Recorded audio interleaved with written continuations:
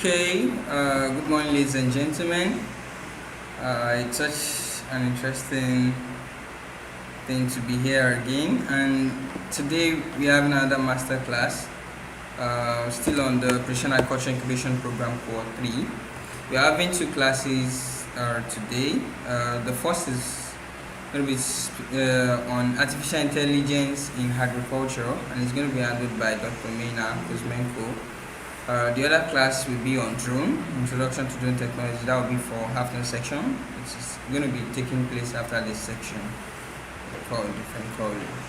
So I just quickly want to talk briefly about PIP for those joining for the first time, or just to reiterate about what we're doing. So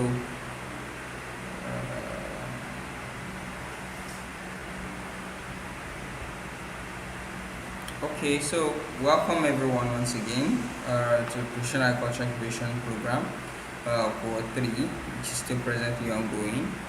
So in this document I'm going to be sharing, it contains the profile of what the programs look like. And I'm also still going to talk about Precision Field Academy before I bring up the speaker to the stage. So once again, you're welcome. Let's go. Okay, so introducing this program, the program overview. Precision Agriculture Incubation Program is a youth-centric digital agriculture capacity building program from the staple of Precision Field Academy, the classic African digital agriculture training school, causing rapid transformation in the global agriculture sector through comprehensive and explicit training of youths on the concept of precision agriculture technologies and its application to solve today's pressing challenges emanating in the agricultural landscape to strengthen and stabilize economic prosperity. So, recognizing the transformative potential of precision agriculture, so there is an urgent need to equip young emerging farmers, agricultural professionals, and aspiring entrepreneurs who falls into the demography of youths, yes, so with the need of requisite knowledge and skill to harness this technology effectively for global opportunity and exploit. So the Precision Agriculture Incubation Program addresses this need by providing comprehensive training in key areas such as drone technology in agriculture, geographical information system, that is GIS, goes in line with remote sensing, GIS and remote sensing. We also have data science, we have robotics, Internet of Things, artificial intelligence, machine learning, and also personal branding and corporate branding. So there are 7 objectives basically guiding this particular program, the Precision Agriculture Incubation Program, PIP. So number 1 is to close the knowledge gap and to close the knowledge and the skill gap of participants about precision agriculture technologies and practice. Number 2 is to raise the next generation of agriculture remote pilots. 3, we have it in mind to groom young precision agriculture leaders and stakeholders for global exploits. Number 4, we are also trying to build the capacity of youth in the aspect of technology application in agriculture. Number 5, we're looking at promoting the adoption of innovative and sustainable farming technologies that improves agricultural productivity and resource management. And number 6, we want to foster entrepreneurship and encourage participants to develop technology-driven solutions for agricultural challenges and problems. And lastly, which is the number 7, we are creating a network of digitally empowered agricultural professionals who can drive positive change in the agricultural industry. So this program, as like I mentioned, is organized by Precision Field Academy and is tailored or designed to be like a social impact program. So, and we have core four sector here. We're talking about the social empowerment, aiming at capacity building, building capacity of youth through equipping them with skills and knowledge on the concept of professional culture. Secondly, we have gender inclusivity. So we're trying to create a gender balance, eliminating the gender gap that females feel like they don't really want to do it. Agriculture is dirty and all of that. So we are giving more rooms for women participation in agriculture, and also for policy advocacy, in case for youths who have the capacity or are opportune to be in the government, if they understand these realities, that precision agriculture is the key to a future. Precision agriculture is the way forward in ensuring that agriculture and food production is becoming more efficient and getting things right. So they can make, right policies, yes, that advocate for the adoption of precision agriculture in terms of the regulatory policy, agricultural policies, and all. And lastly, we're looking at research and innovation. So this program also promotes the idea of research and innovation, especially for youths, to be able to see a particular problem, develop a solution around it, work on hypotheses, and come up with a significant product that can actually solve problems for farmers. So the training mode, we have the training mode in this format, the virtual online classes. The virtual online classes is what we are presently doing, and also we have it, the other version of it is the on-site. So the on-site covers both the classroom instructions and the open field training. So the classroom instruction, you put through some of the courses also in the classroom on the on-site, the physical sections. Then we have the open field where you go on the field to do a lot of field demonstrations and practice. Yes, to see. So mentioning again, the focus area are doing technology, GIS and remote sensing, AI and data science, robotics, Internet of Things, personal and enterprise development for agricultural innovators. So let me quickly talk about Precision Field Academy.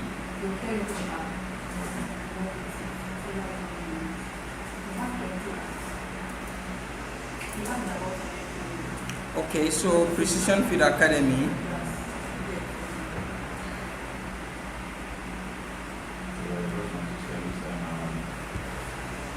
Alright, so at Precision Field Academy, we have a vision to create a world where every young person, regardless of their background, has the opportunity to become a digitally savvy farmer or agricultural professional, driving sustainable and equitable growth in their communities through the transformative power of technology. And our mission is to raise the next gen farmers that are tech inclined and digitally savvy, understanding the technical know-how of how digital technology and precision agriculture tools work to be able to remain relevant in the future of agriculture. So, Precision Field Academy basically is a social enterprise where we train and build the capacity of young professionals in agriculture and emerging technologies for the future of work and to lead with precision agriculture. So we have core three methodologies. Number one is education and knowledge sharing. Training and skill development. Number three is coaching and mentorship. And besides this, we have our 6 tech skill in focus, which is drone technology, GIS and remote sensing, data science and agriculture, robotics and Internet of Things, artificial intelligence and machine learning, and lastly, enterprise development. So why do we do what we do? What's our motivation? we've discovered from our research that there's a skill gap that needs to be closed. So young professionals need to build the skills, both technical skills, soft skills, and enterprise skills for the future of work in agriculture.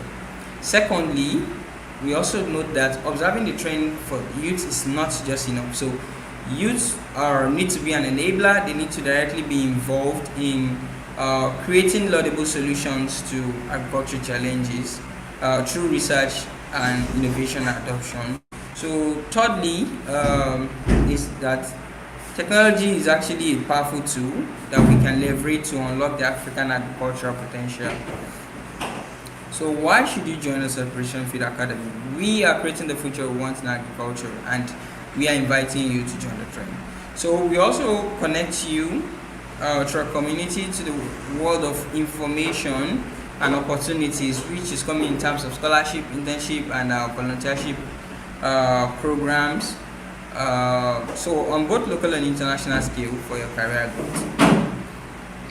Also, we share so much skill development, and we are doing this through project collaborations with institutions, agritech, agribusiness enterprises, community interaction, university workshops, and symposiums. And also, you have access to coaching and mentorship from our industry leaders and global professionals around the world. So at Operation Feed Academy, we are committed to building a community of young tech-inclined and digitally savvy farmers. So we have various courses mentioned on GIS, on data science, remote sensing, robotics, AI, enterprise development. So for this edition of the Precision Agriculture Incubation Program, we have the key partners, Integrated Area Precision, we have Dev Global, we have DG Academy, we also have Dev Africa and ISPA. So ISPA is International Society for Precision Agriculture, African Association for Precision Agriculture, AAPA. All these brands endorses the Precision Agriculture Incubation Program. Having seen that this is like a platform or an opportunity for youth to be able to scale their knowledge on the aspect of digital agriculture. So lastly, on the partner, we have three various institutions in Nigeria. One is situated in Southwest, the other in the eastern part of Nigeria, and the other in the north. So we have the Federal University of Agriculture, Abeokuta, that's FUNAB, situated in Ogun State, Nigeria. We also have River State University, Port Harcourt, situated at River State University, River State. And we have the Federal University of Technology, Mina, that's Foot Mina, in Niger State. So that's in the north central of Nigeria. So we have a global faculties. This is the face of our global faculties here. We have Mr. Femi, Dr. Mena, Dr. David, Dr. Joseph, Mr. Tewanda, and we have various professionals doing great, excellently well in their career space. And we've carefully selected this network of mentors and professionals to form our global faculty. So you are actually getting like a first-hand knowledge, yes, from the best, yes, because these are people doing amazing things in their career space. So without wasting much of our time, I quickly want to introduce our speaker so we can start the class in proper. So today we are discussing artificial intelligence in agriculture. Artificial intelligence in agriculture, and speaker for today is Dr. Mena. Okay, so permit me to quickly read through his profile, through our profile rather. So Dr. Mena Kuzmenko is the CEO and the co-founder of Pythol, a UK-based female-led agri-tech company driving digital transformation and resilience across agriculture, forestry, aquaculture, and animal technology. Leading a team of experts in artificial intelligence and computer vision, she helped boost smallholder farmers' productivity while promoting environmental sustainability. Under her leadership, Pythol has served as a trusted advisor to leading agriculture companies and institutions worldwide, with clients and partners in the United Kingdom, UK, United States, Ukraine, Colombia, Kenya, Ethiopia, Peru, Mexico, and beyond. The company specializes in applying AI-powered solutions to optimize yields, enhance operational efficiency, and build climate resilient systems. She's a passionate educator. Dr. Kuzmenko created and delivered AI in agriculture, a practical introductory course on Udemy, a free beginner friendly program that makes artificial intelligence accessible to farmers, students, and agripreneurs. The course empowers learners from diverse backgrounds to leverage AI for sustainable data-driven agriculture, whether advising on launching new ventures or upgrading existing tech stacks. Dr. Kuzmenko breeds innovation with impact, ensuring technology serves both people and the planet. Wow, that's wonderful. And I'm glad to tell you that the artificial intelligence course under the independent learning that we told you to, yes, she happens to be the program instructor. So I believe we are all having a very nice experience with the course. So this week we have already entered a new week already, so I'm going to be introducing another new course for us under the independent learning after the second session. So we'll be doing that. Alright, so without wasting much time, I want to bring up our speaker. So join me. I want you to welcome her. So yes. All right. Thank you so much. Thank you so much. It's such a great pleasure to have you here, Dr. Maina. You have the Thank floor you so now, much for so the you can go ahead. opportunity. All right. Yes, yes. And also I have shared my presentation, so thank you so much for running it and supporting All right. me in You're welcome. smooth transition through the slides. I will do my best to keep it precise and just leave a little bit more time for questions, because this is one of the most favorite parts of me, of my work, to answer real questions, not just deliver the and explain, because life is very interesting, especially with AI. And that's why I would like to give you just the overall view, the directions, and then it will be nice to see a very lively and interesting chat. I also participate over there a little bit, so I hope we'll have also good discussion based on the questions in the chat. So if you have any questions, please ask me. So switch the next slide. You can go ahead. So. Yeah, and this is just a spot on picture which I want to show you. And instead of speaking about the problems, I'm sure that, can you hear me? I can't hear you, but I hope you can hear me. Would you be so kind to confirm that you can hear me, so I will continue? That's quite a challenge. Yeah, I see that the slides are changing, but yes, please go back to the first slide, if the second slide, if possible. Oh, that's perfect. Thank you so much. You confirmed in the chat, so please go back to the previous. Yes, this one.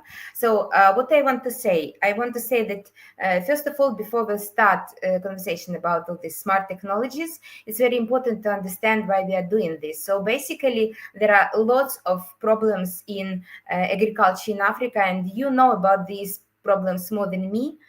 At the same time, I want to highlight that we need to look not just only for problems, but we need to look for opportunities.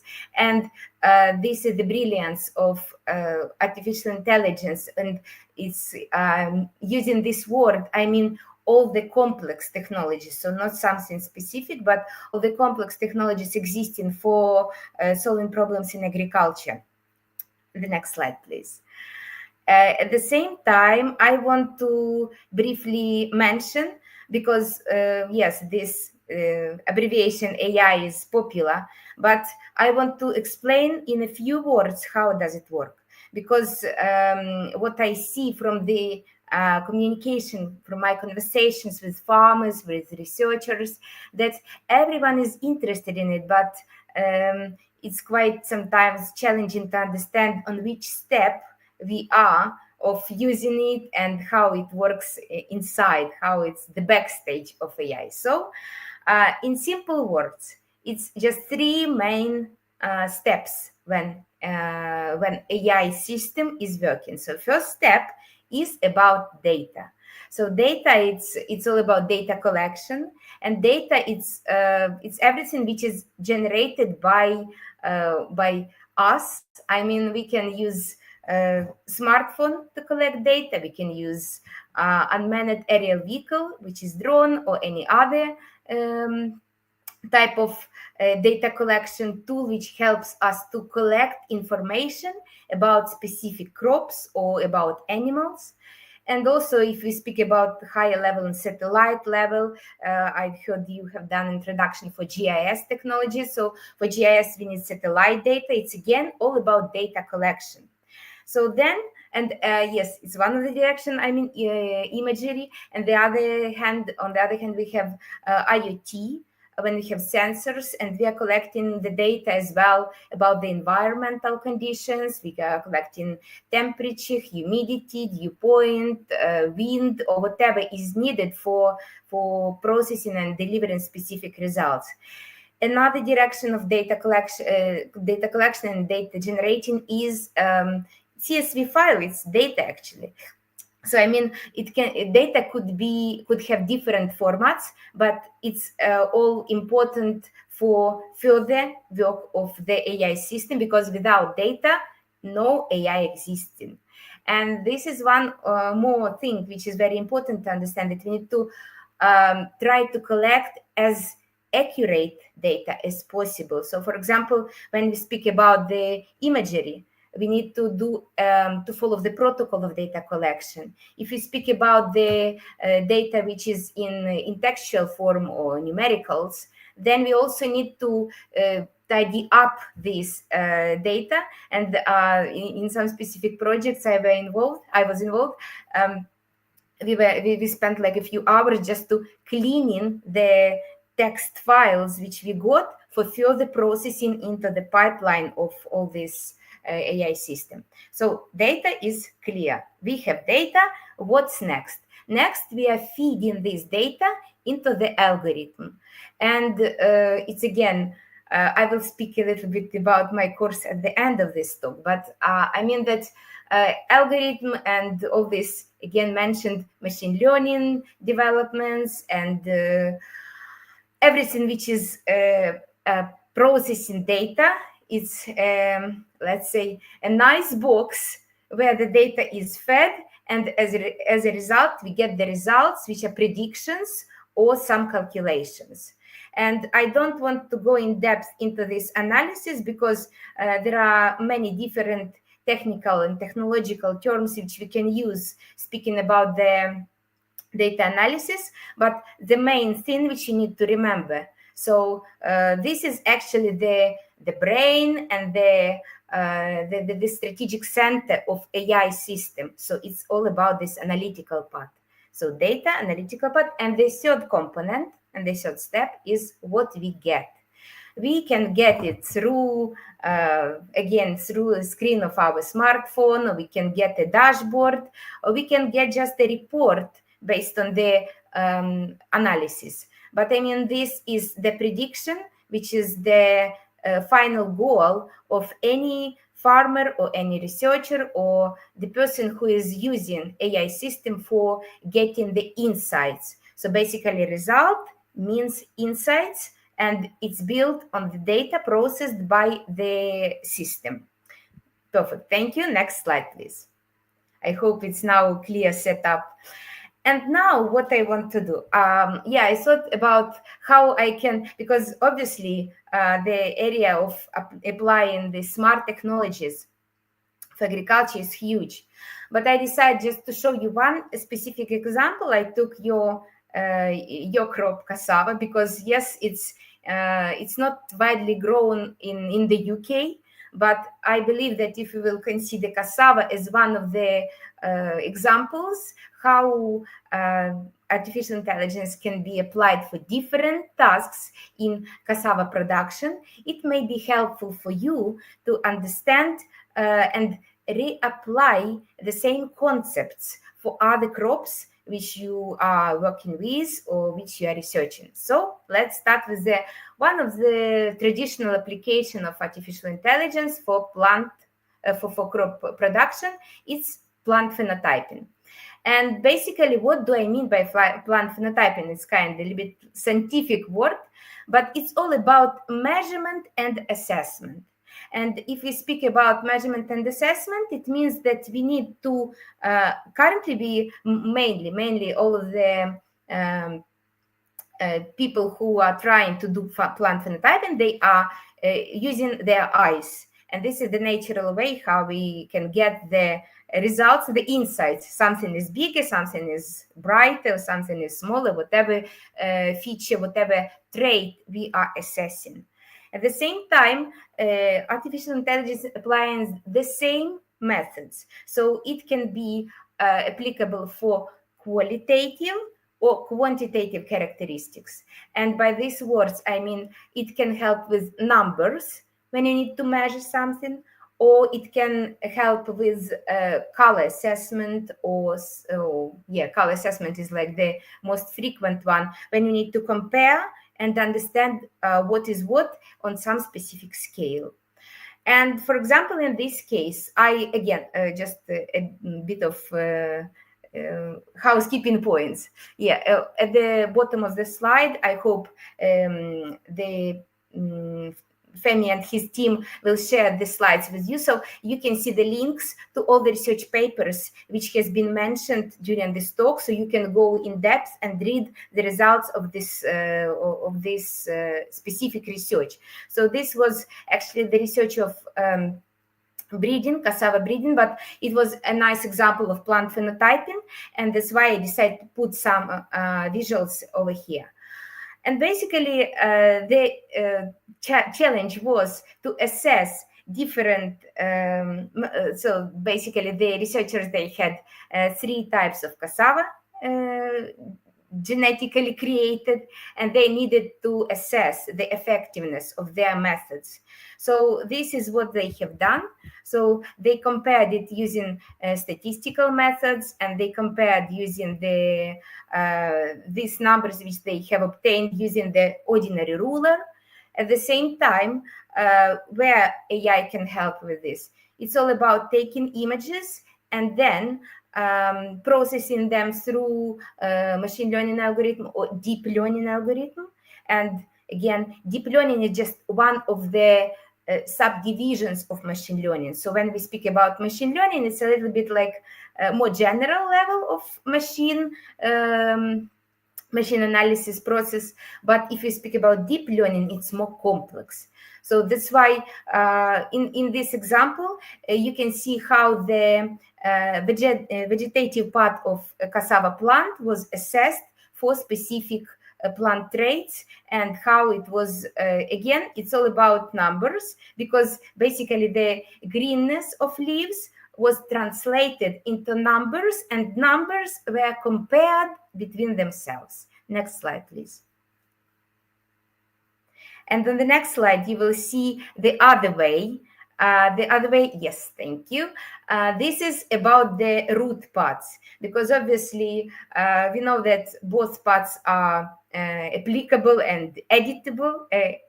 So you can eat them, but I mean that the most value is for underground part of cassava, and this is still possible to use artificial intelligence, all this complex of technologies for phenotyping of roots, tubers.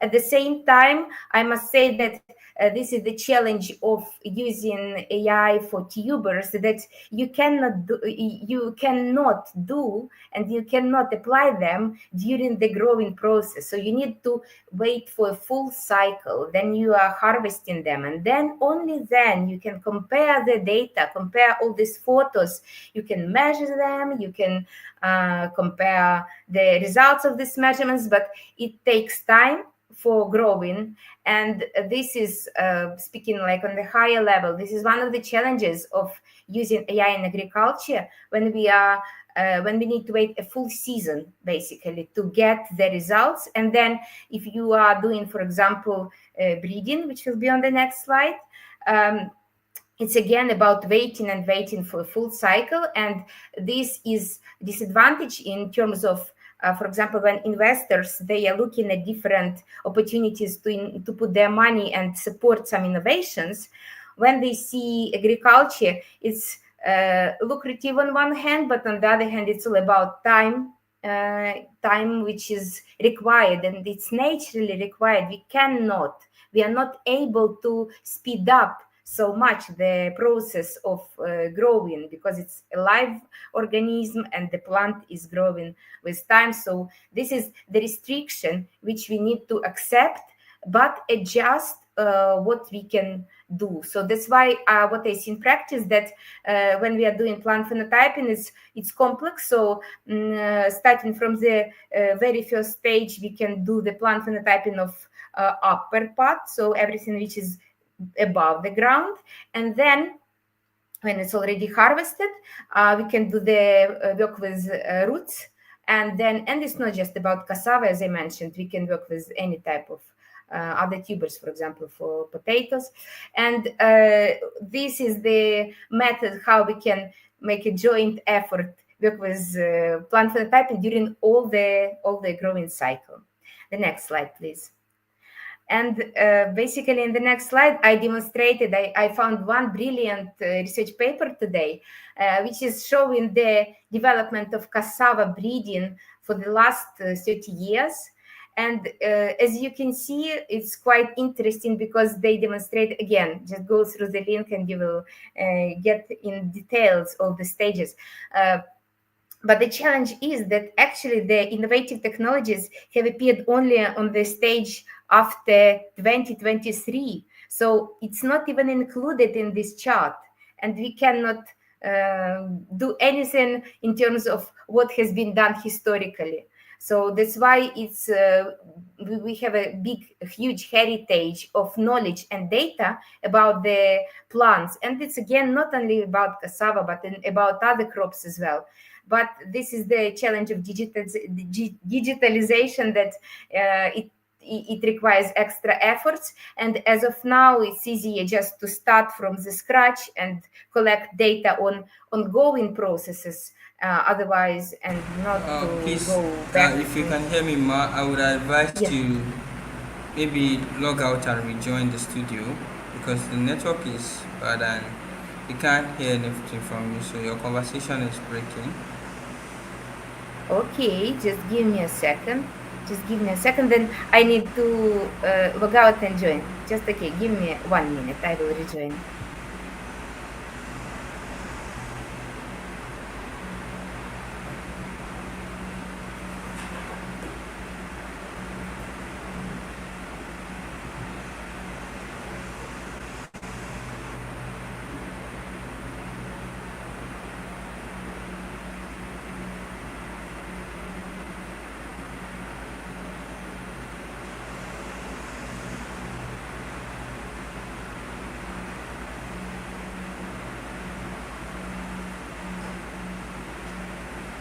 Alright, so we're just waiting for her to rejoin us again, so we can continue. Okay, welcome.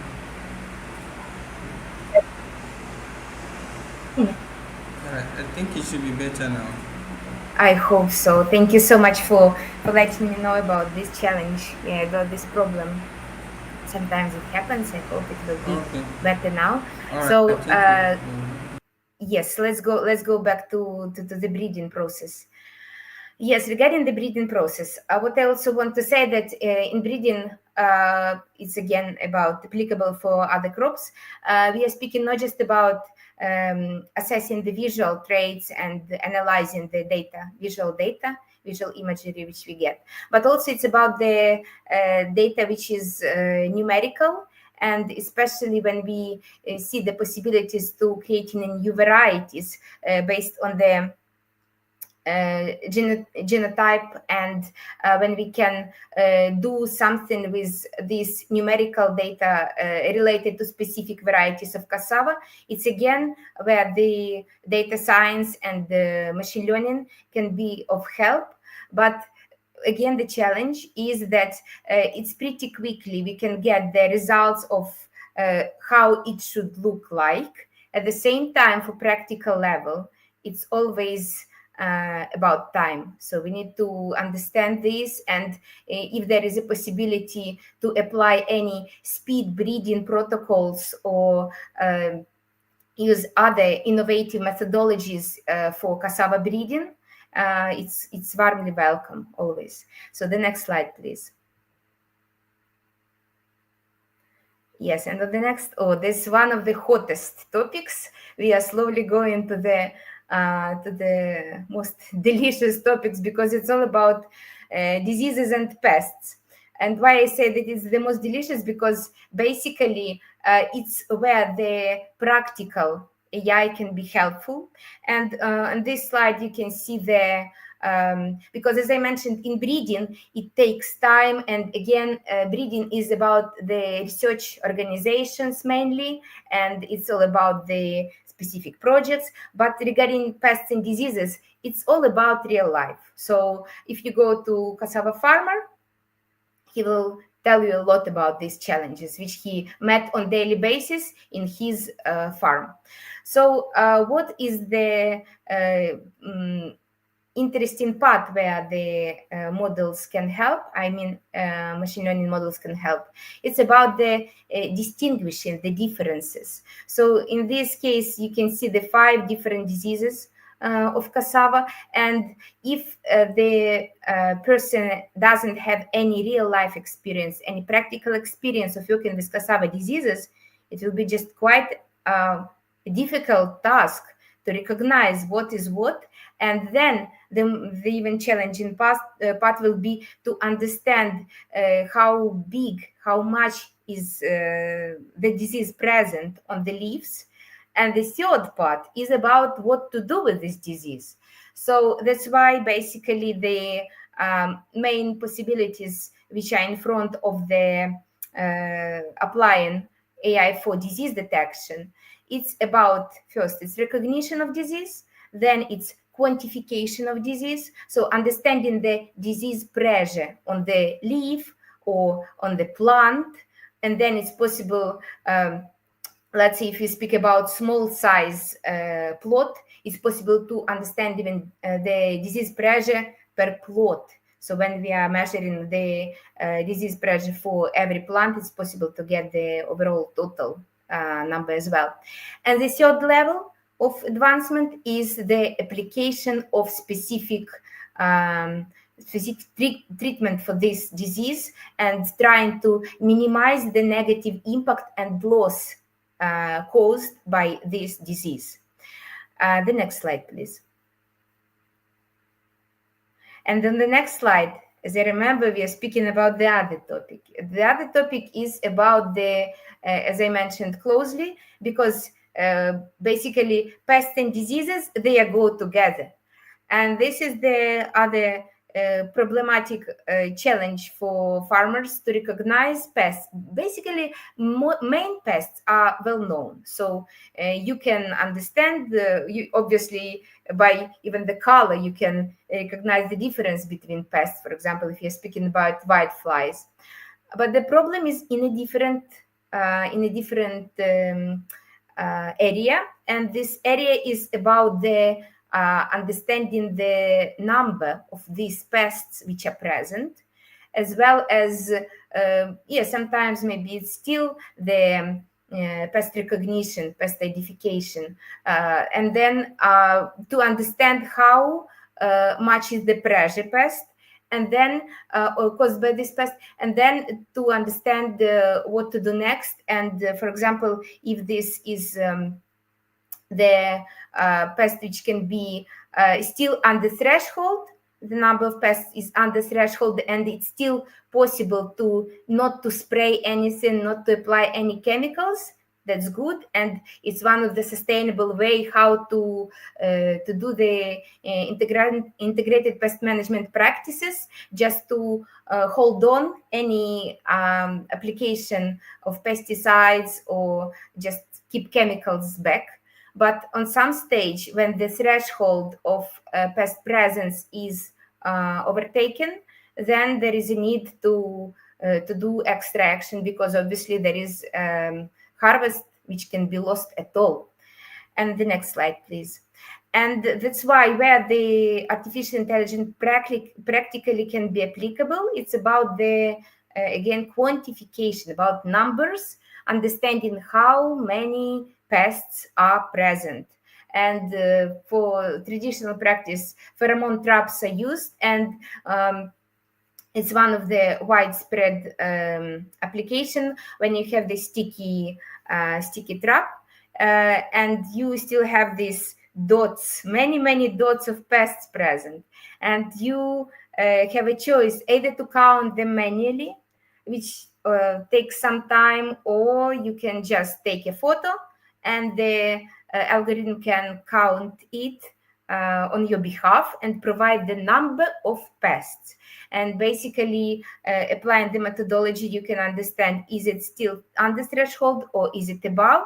But for more advanced systems, they are already understanding, because they are trained for specific pests, and there are thresholds for specific pests. So they are already providing you with information. Is it under the threshold or above the threshold? And based on this analytics, you can quickly and in speedy manner understand, do you need to do any extractions now, or you are still able to wait a little bit.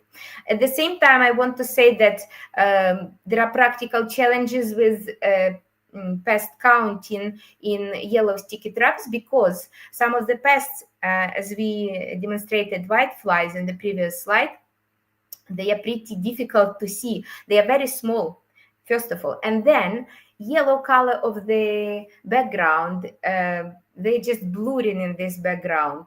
And the challenge is that if we speak about other type of pests, or for example moths, if they are big, it's quite okay, quite easy to count them. But if we speak about something very small, and especially in light color, then it requires additional efforts. First of all, to create this labeled data set of these pests, and on the next stage to train the model and to get the accurate result.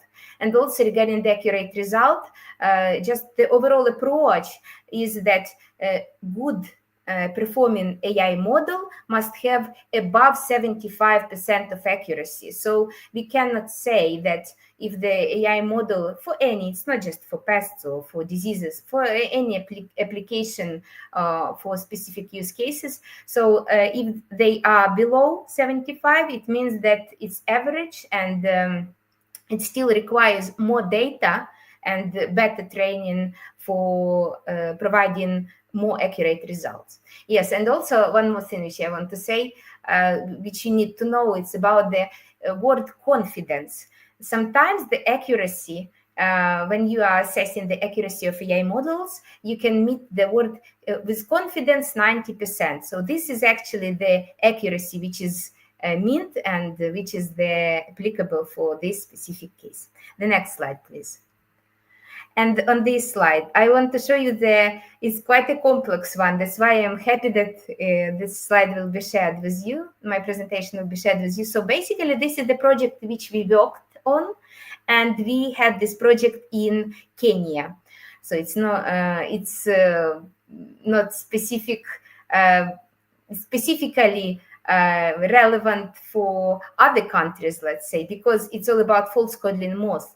And I believe you already are aware that this is the quarantine pest, and the problem of false codling moth, that this pest is highly adaptive, and there are over 70 hosts of this pest. And the challenge, again, the other challenge is that false codling moth, it has transparent eggs. The size of eggs is just 1 millimeter in diameter.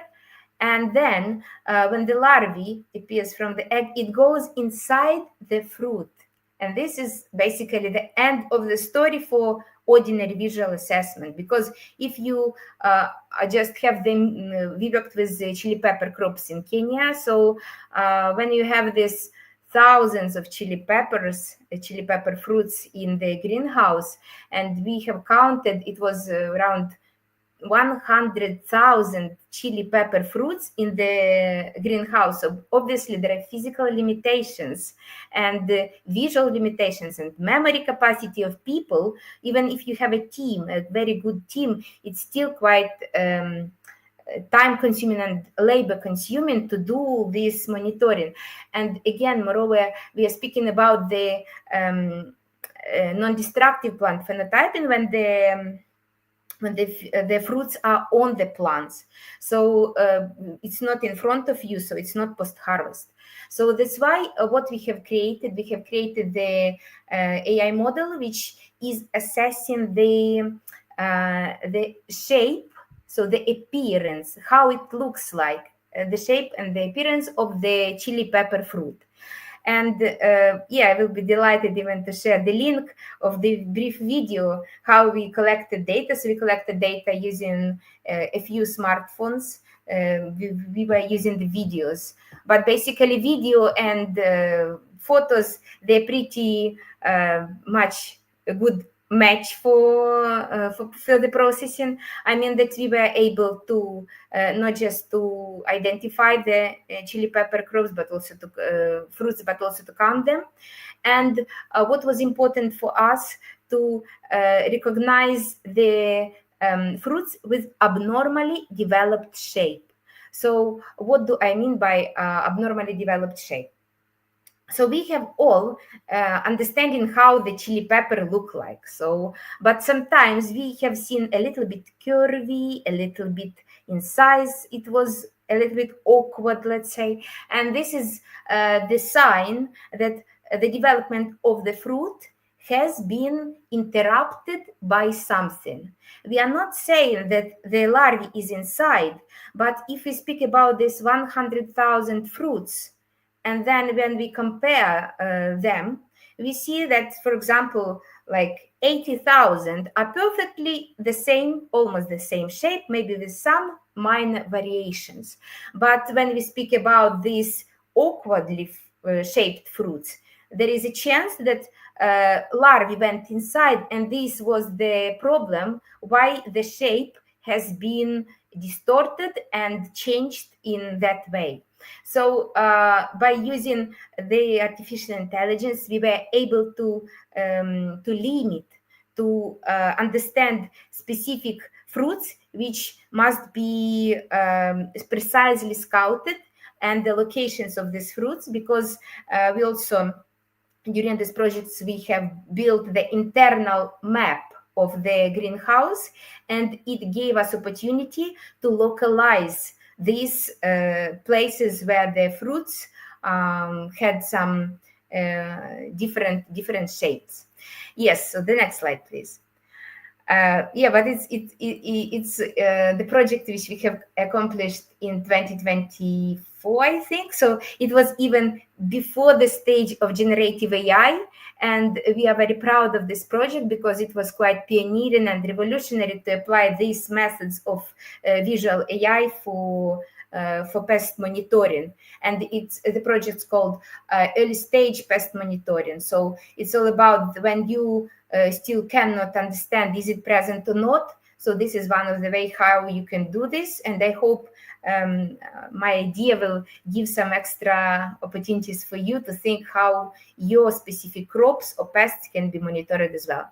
Regarding my background and what we are doing, actually, it's all about PTL Pro. So we have the mobile application, we have desktop application, we have web-based applications, we have like a big choice of applications which can be run on mobile, on any type of platform, so it's multi-platform application. And our main focus is plant phenotyping, as I mentioned. So we worked with leaf area index, leaf greenness, also seed counting and seed measurement, quality assurance of seeds, quality assurance of fruits. So everything which is on the crossroads of computer vision and deep learning.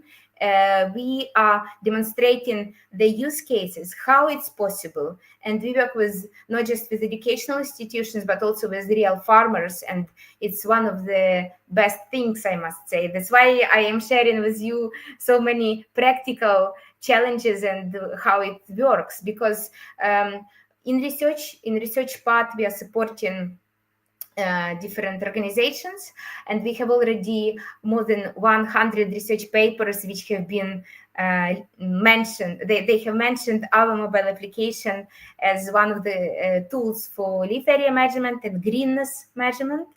And we are very proud of this, because we don't know all these teams, we don't work with them directly, and it's my big pleasure just to go to the Google Scholar, type PTL Pro, and I see that the number of research papers is growing. So it's honestly, it's very nice moment. So if you are doing any type of measurement, I hope PTL Pro will be helpful for you as well.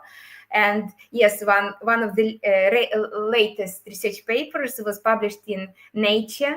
Nature is one of the top-rated journals, and as well we have Frontiers in Plant Science, in DPI plants, in DPI microorganisms. So we have a long list. I hope to share the full list with you as well.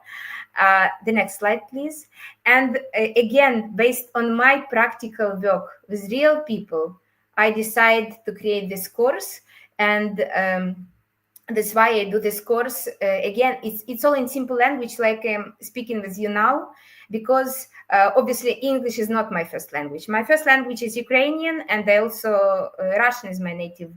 Ukrainian and Russian is like two of my native languages, and that's why I understand how challenging are these resources which are spoken about, AI in agriculture, and they are demonstrated in very good and proper, in the UK it's called RP English, so it's high quality language, and sometimes it's not very easy for ordinary people to understand how it works.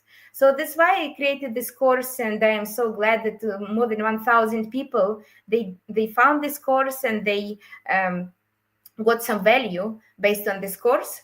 And if you see that you need to fill this a little bit gap in between understanding what is AI and how it works, and it goes a little bit in depth about what I mentioned today, I hope it will be helpful for you as well. So you are warmly welcome. And the next slide, please.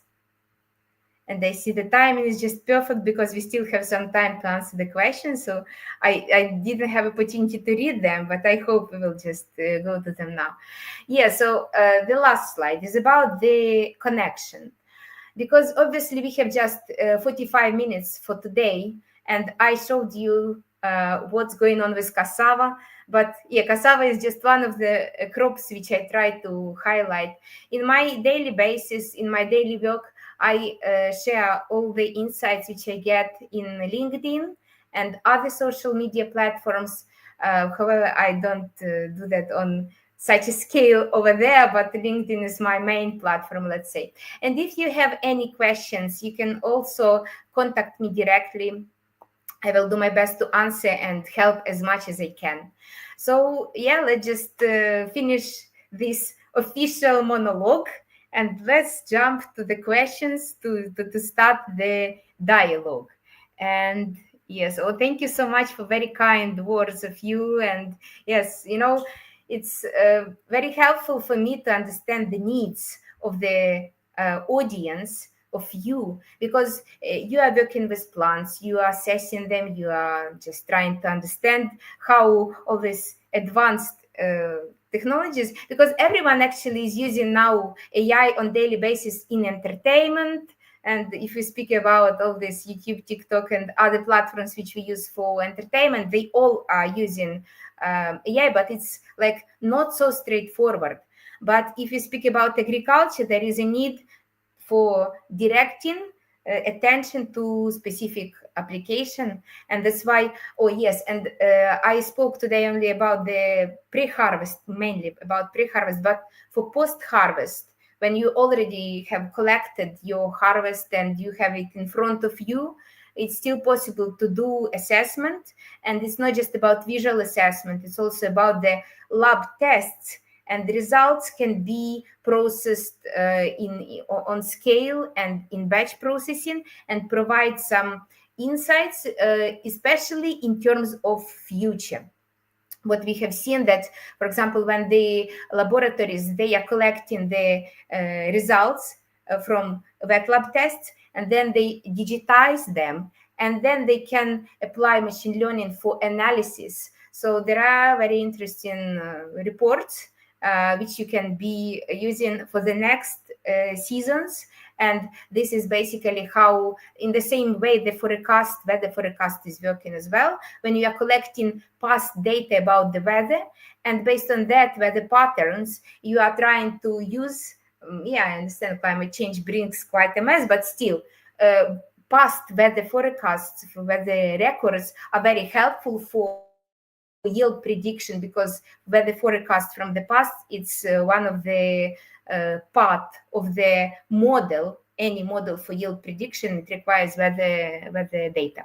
Okay, but let's just go to the questions, because I see that I can just yes, thank you so much for this. Oh, I see one question from Esther Seyi. I hope I correctly read your name. So, to what accuracy level can AI detect these insect pests, especially those in the not so visible part of the plants, like the flower buds? With the flower buds, we actually worked with roses, and again with false codling moth. And maybe if you work with a different type of ornamental crops, there could be a challenge.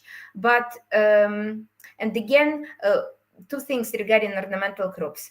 In general, AI is very good for counting flower buds and yield prediction based on this count. If we go to pest detection inside the flower bud, if the flower bud is small, this means quite a challenge. And still, the same we saw with roses, when the pest was present not just in buds but also in already heads of the flowers. So but still, with heads of the flowers, it was easier, because there was a visual, this still dot where the pest went inside, so it was easier to understand.